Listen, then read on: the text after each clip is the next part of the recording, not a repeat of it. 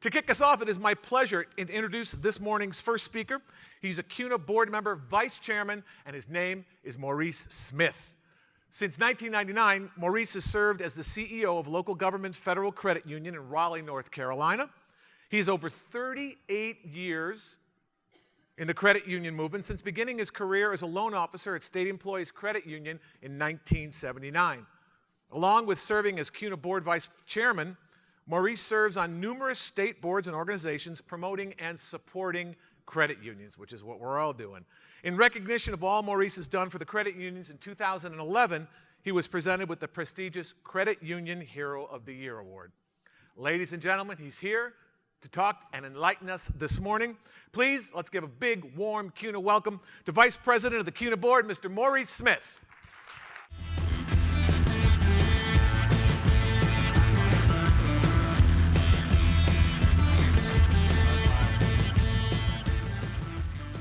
Good morning, Las Vegas, and fellow credit union friends. So this is day 3, or what we call Resilience Day. So I'm delighted to be here in front of you this morning to talk about the resilience of credit unions and present to you a report of what your trade association has been working on your behalf. The mark is correct in my introduction. I've been around the credit unions world for 38 years now. I know what you're thinking. I started when I was 3 years old. Yeah? Not quite. But I love this theme about resilience because that aptly describes what credit unions are all about.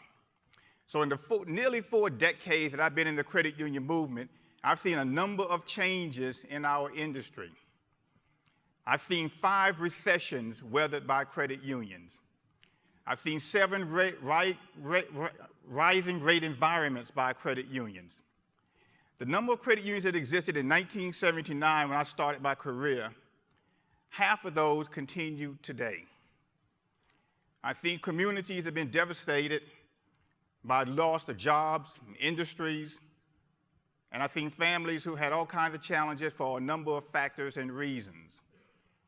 And it's credit unions that have helped our members weather these kinds of storms. And that truly describes the resilience of the credit unions, the entire movement, and your careers and your individual contributions to what we do for our communities. So the resilience of credit unions, this really is the enduring spirit of what the movement is all about. We learned in the last recession, it matters who you trust to conduct and provide financial services to you and your family. So during the recession, and the bad things were happening during the financial crisis, members would call me and say, Maurice, I can't believe that the hometown institution that I was doing business with prior to the credit union treated me the way that they did, and closing up my line of credit, not sticking by me when I needed them the most. So what did you expect? You're dealing with an institution that where you're not the owner, you're not the main stockholder, you're just a customer with them. So if you strip away all the niceties in a typical transaction with a for-profit institution, you really get down to the basis of the transaction. It's an adversarial relationship. If you're not the stockholder, then you are in an adversarial relationship with that institution. There's going to be one winner, and there's going to be one loser. But the credit union philosophy is different. We promote thrift among our members.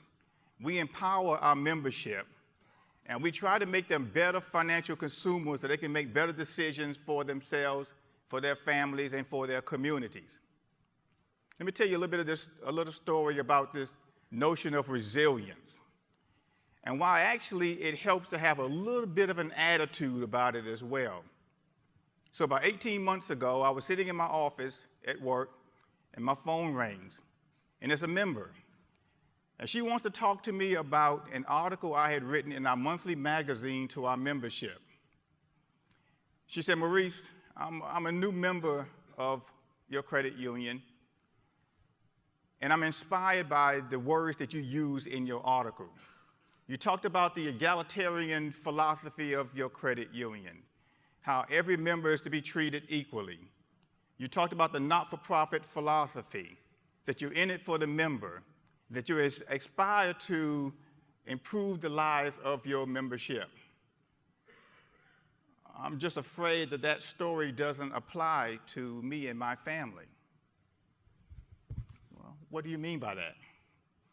Well, you see, while my husband is working now, he has gone through a bout of unemployment, and you know, our credit score took a hit as a result of that. And I just finished grad school, so I have lots of college debt that I'm going to have to soon start paying off. And we've had some illness in our family among the parents on both sides of our families. And we have a dream of owning our first home. We would just like to raise our children in a home of their own, in a safe community that they can have pride in. And we just don't see that being in our future. But thank you very much for the nice words that you've written in your monthly magazine. It inspired us, but we just don't think that's going to be our story. So I listened to the rest of what she had to say to me. And I said, "Are you finished now?" I said, "You don't know me very well. You're new to our credit union, and you and I are just getting to meet over the telephone down. I have been known to be stubborn and pig-headed when it comes to advocating for our membership. And I work with a team of colleagues who are just as pig-headed as I am. We don't like taking no for an answer. We don't like this idea of our members believing that the credit union can't help them. We happen to believe that the credit union proposition is the best financial system on the planet. And nobody else is going to do for you what the credit union does for you. So by you making this phone call to me and telling me about your plight, you've just started something. You drew a line in the sand. You dared us to do something about it. So 5 minutes after I hang up from you, you're going to get a phone call from one of our financial wellness counselors. And she's going to invade your life." And the member started crying. I said, "Too late to cry now. You started it." It's on now. Shouldn't have made the phone call. So I pass her off to one of our employees, resting assured that she will be in good hands. Let's fast forward 11 months later. It's Thanksgiving Day. I'm at home with my family. And we're going to have a traditional Thanksgiving meal. My wife summons me to the kitchen to carve the turkey. And on my way heading toward the kitchen, I feel my phone vibrate. I have a text message. I pick up the phone, and there's a message from this member. And in the message, she sends a photograph of herself, her husband, 2 adorable children sitting on the porch of their brand new home. So,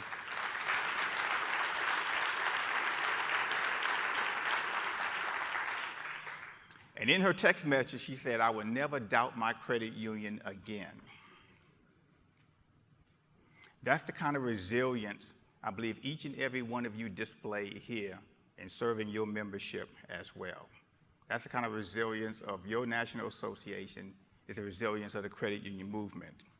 So I am proud to work for a movement that shows this kind of resilience. But I have other evidence as well.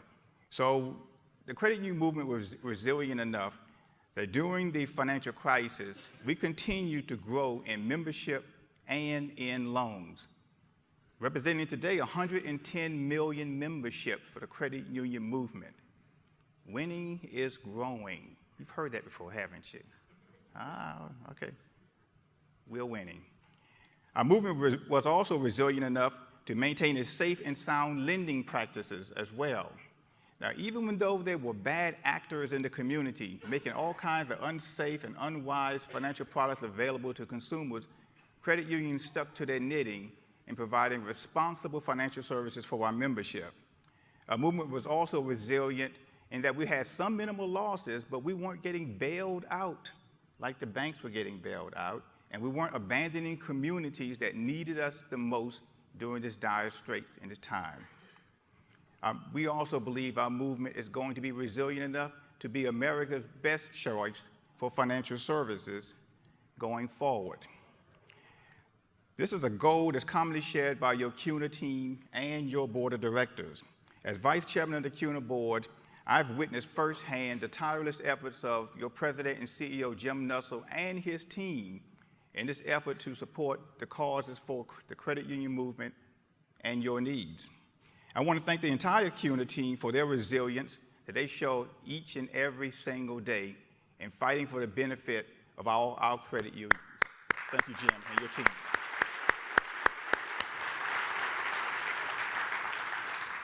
I also want to acknowledge the CUNA Board of Directors for their work and leadership for your trade association. Earlier this week, the board came together for a strategic planning session to map the goals and the priorities of your CUNA. Now, I have the privilege of serving on several board of directors, perhaps too many sometimes. And I get the opportunity to see how different organizations work, how different boards come together, the personalities, the working conditions between them, and the missions of the organization. And it's enlightening. But I can tell you here, serving with this group of individuals, your board, for your organization, this is one of the finest group of human beings that I have met anywhere. You don't have the privilege, I suppose, of being in the board meetings themselves. So take my word for it. This is a dedicated group of individuals fighting for your causes. They take their fiduciary duties very seriously about what they provide for you here in these roles. There's no conflicts of interest, no self-dealings, no selfish motivations. It's all about what's good for credit unions, what's good for CUNA, what's good for our members, and what's good for our community. And I'm privileged to work with this group of individuals. They are completely sold out on the credit union movement and its ideals. That's who represents you at the National Association. I think you should be proud of what they do for you. Now, I want to give also a personal shout out to board member Dallas Burgell. He's the president and CEO of Innova Federal Credit Union at Elkhart, Indiana. Now, Dallas showed great leadership when he testified before the Senate Banking Committee on behalf of CUNA and on behalf of the entire credit union movement. Dallas did an incredible job as he illustrated the problems created by the overregulation of credit unions. He and John Bizzle from Greylock Federal Credit Union, another CUNA member, by the way, should be commended for their leadership in representing your interests. Now, not that Dallas needed it, but it's customary before we engage in one of these hearings on the Hill that the CUNA team will prep us and get us ready for the testimony. And Dallas underwent this same exercise as well. So the reason why I highlight this point, because I think this illustrates, at least it does to me, that the attention to detail that your CUNA team has toward this resilient advocacy on your behalf. So when an issue comes before the movement, it will come before your National Trade Association, the amount of preparation and homework and study that goes into it is extraordinary. CUNA leaves no stones unturned in getting us ready to fight the battles on your behalf.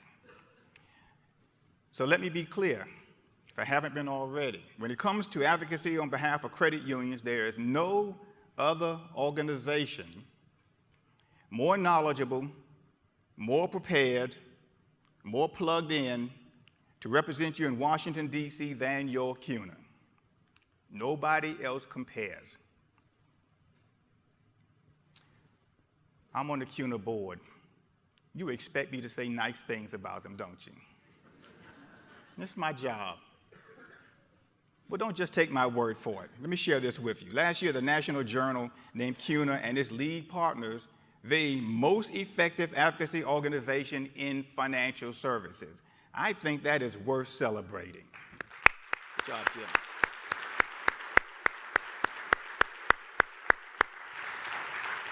This means #1 in financial services.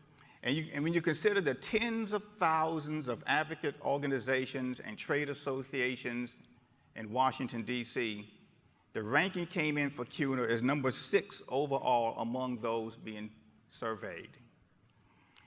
This includes results from 10,000 lawmakers and Hill staffers saying that when the CUNA team shows up on Capitol Hill, that they have their full and undivided attention. To me, this is the kind of organization you want in your corner fighting for the issues that are important to you. CUNA has a not-so-secret formula for the reason for why it is successful. I'd like to share that with you. Here's an aha moment. The reason why CUNA is so successful at advocacy for you is they actually listen to you, to your concerns, what's on your mind. What is it like in your communities to run your credit unions? What do your consumer members need from their trade association? And then CUNA takes your concerns to Congress and federal regulators and fight for you. As a great example of CUNA's work is the Campaign for Common Sense Regulation. Last year, CUNA listened to you through surveys about the issues. You said the biggest problem you face is overregulation, particularly by the CFPB. CUNA put this campaign together to compel Congress to enact legislation that would relieve credit unions of burdensome legislation and regulations, and at the same time maintain the important consumer safeguards that were put in place right after the financial crisis. Many of the regulations that were put in place really were meant to stop practices and activities that credit unions were not guilty of themselves, but somehow were swept up into the same regulations. We want to draw a distinction between us and what others do and make sure that the regulations are really carefully carved just to suit those bad actors from the past. So far, our message has been loud and clear. Between meetings at the GAC, ongoing dialogues with CUNA and the leagues on Capitol Hill, emails and letters from you through the MAP program, the U.S. House of Representatives was persuaded to approve the Financial Choice Act. The bill isn't perfect. It doesn't incorporate all the recommendations by CUNA, the leagues, or by you, but folks, it's a very good start. Now we turn our advocacy attention to the Senate. We will continue to press lawmakers to require the CFPB to exercise its exemption authority on credit unions. We also strongly believe a 5-person commission at the CFPB should be installed. This should lead to much needed bipartisan discussions about regulations before they are enacted. But to push these measures through, as Jim said yesterday, we need everyone on the credit union team. That includes everyone here in this room to be involved in this campaign. Here's what you can do. We want you to please reach out to your lawmakers. Tell your story. What's going on in your community? How does your credit union make a difference? It's extraordinarily important that our public policy makers know who you are, what you do, and draw a distinction between your credit union and other types of financial institutions. You should take advantage of the campaign resources that are available on the CUNA website to educate your staff about what's available and how to conduct effective advocacy. You should then enroll into the Member Activation Program, the MAP program, to educate your members on how they can easily support the credit union movement of which they belong. This is how we show our resilience as a movement and demonstrate that we are determined to improve members' lives. In addition to this campaign, there are other issues where Jim Nelson and the CUNA team shows resilience. When it comes to data security standards for the retail industry, your CUNA is fighting for your interests. Your CUNA is committed to working with the NCUA to improve the examination process and strengthen credit union powers, including field of membership, expansion, and business lending rules. Your trade association is committed to being a leader in the payments technology, including the CU Ledger initiative. And of course, your CUNA team is committed to being ever vigilant about protecting the not-for-profit tax status of credit unions. Before I conclude, I have one last initiative that I'd like to mention to you. and this is the National Consumer Awareness of Credit Unions. Look, I know you do amazing work for your membership, and sometimes it might feel like we shouldn't pat ourselves on the back, or we shouldn't crow about what we do.